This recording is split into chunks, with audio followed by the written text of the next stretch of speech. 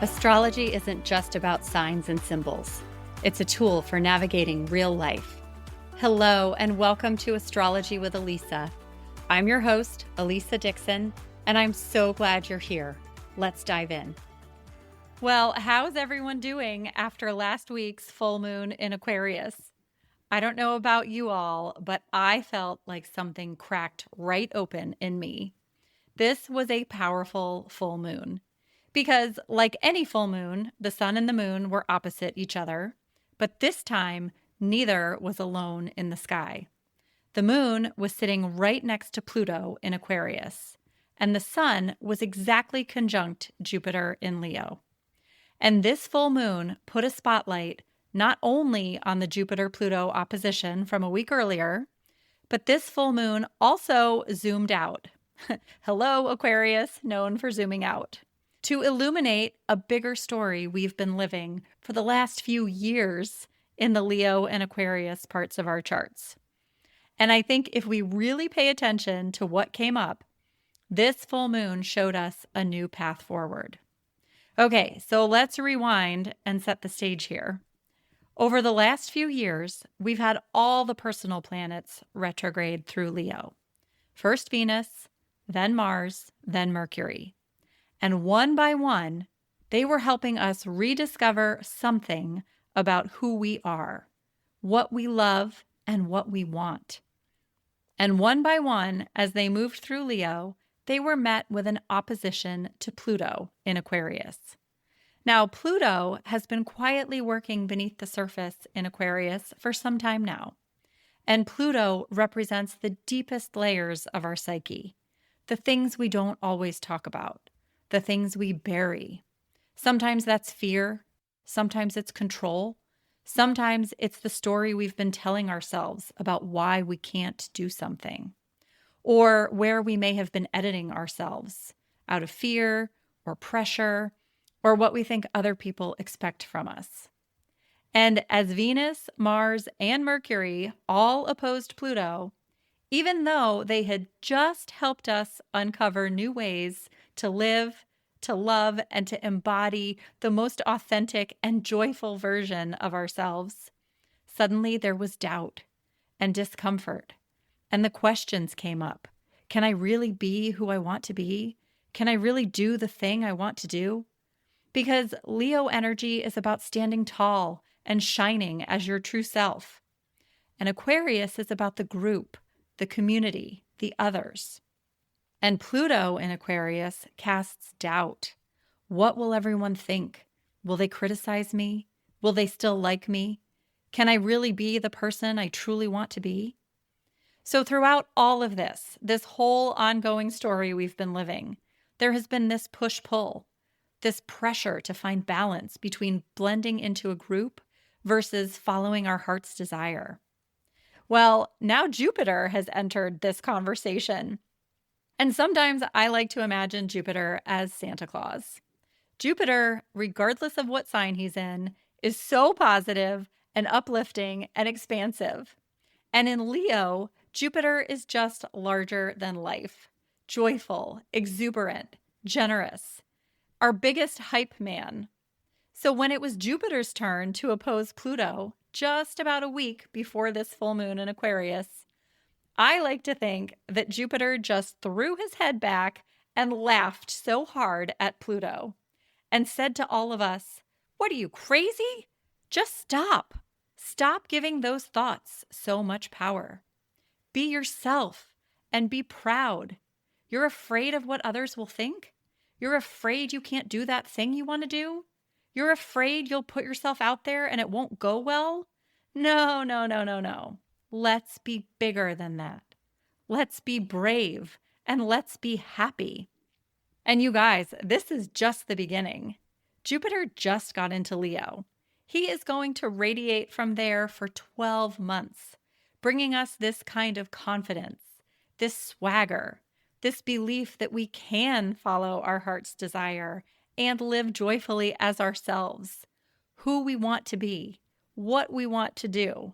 No excuses, no apologies, just owning it and shining as only we can shine.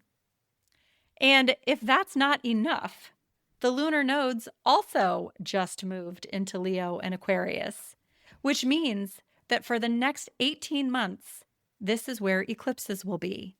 In fact, this Aquarius full moon was the last lunation before the eclipses. So we're officially in eclipse season now, a time when change and growth is accelerated. Ready or not, it's time to ride the wave, to try not to force or resist anything, to roll with whatever comes up, to trust that the universe will catch us if we fall, and to trust the timing that whatever happens is truly right on time for where you're meant to be. But before we really settle into eclipse season, before life starts moving us in new directions, let's really reflect on last week's full moon in Aquarius. Because full moons bring something into the light. They make something visible that maybe we couldn't quite see before. And I think for many of us, that illumination had something to do with fear. Not in the obvious sense, not life or death fear, but the quieter kind that sits beneath the surface. The fear of being judged, or trying something new, or letting people see who we really are. Maybe that full moon showed you exactly where you've been holding yourself back.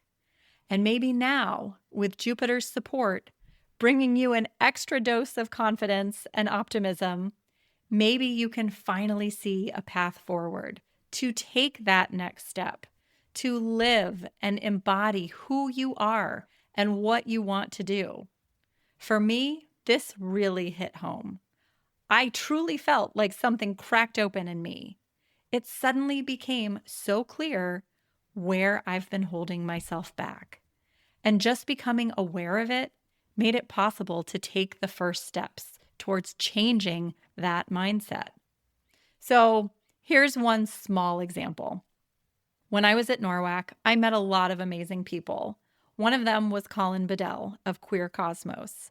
And apparently, my entire relationship with Colin seems to be built around him encouraging me to take risks and try new things. When I was at NORWAC, I recorded an impromptu conversation with Colin and Sky Barclay. I shared that episode here a couple months ago, and I'll link it again in the show notes if you missed it. But that was the first time I'd ever recorded an in-person interview at a conference where I barely knew anyone. And honestly, I was really nervous, really intimidated. But he was like, well, yeah, let's just do it. You want to do it? Let's do it. Aries woman, let's do it. That's what he said. And it ended up being a true highlight of the whole weekend. So then last week, I happened to be listening to Colin, who was a guest on an Aquarius Full Moon webinar with Celeste Brooks and Dabney Lawless. And all three of them shared incredible insights around the full moon, the lunar nodes, and everything happening in the sky right now. But one thing Colin said stood out to me. He said, just have the courage to create, regardless of criticism. Just create anyway. And I don't know, something about hearing those words at that moment, under the full moon, with Jupiter opposing Pluto, it was exactly what I needed to hear. And I reached out to Colin and I told him that he had inspired me to take action on my next creative project that was a little intimidating to me, and I wanted him to be part of it. And in this message I sent him, I literally texted him the words, I am being brave. And as I sat with that, I realized that's exactly what Jupiter in Leo is asking of all of us. Not to become someone else, but to have the courage to become more fully ourselves, to stop worrying so much about what everyone else might think, and start living from the heart. So whatever your version of I'm being brave looks like, I hope you do it, because I have a feeling that's exactly what this next year is all about. Maybe your brave thing is starting the business. Maybe it's sharing your art. Maybe it's having the difficult conversation. Maybe it's finally saying yes to the thing you've been talking yourself out of. Whatever it is, do it anyway. Create anyway. Love anyway. Lead anyway. Be yourself anyway, because I have a feeling Jupiter in Leo is cheering every single one of us on. And now, because apparently I'm being brave, Colin and I are planning a live stream together. We don't have a date yet, and knowing the two of us, it may come together pretty spontaneously over the next week or two. So when it does, I'll drop a quick bonus episode here with all the details so you can join us live. I'd absolutely love to have you there. But until then, go be brave. This world doesn't need a smaller version of you. It needs the real you. As always, I love and appreciate you all. Thank you so much for listening. Take care, and I'll see you next time. Hey, Astro friends, if you enjoyed this episode, please share it with a friend, follow the show, or leave a review. Let's keep growing this beautiful little community together.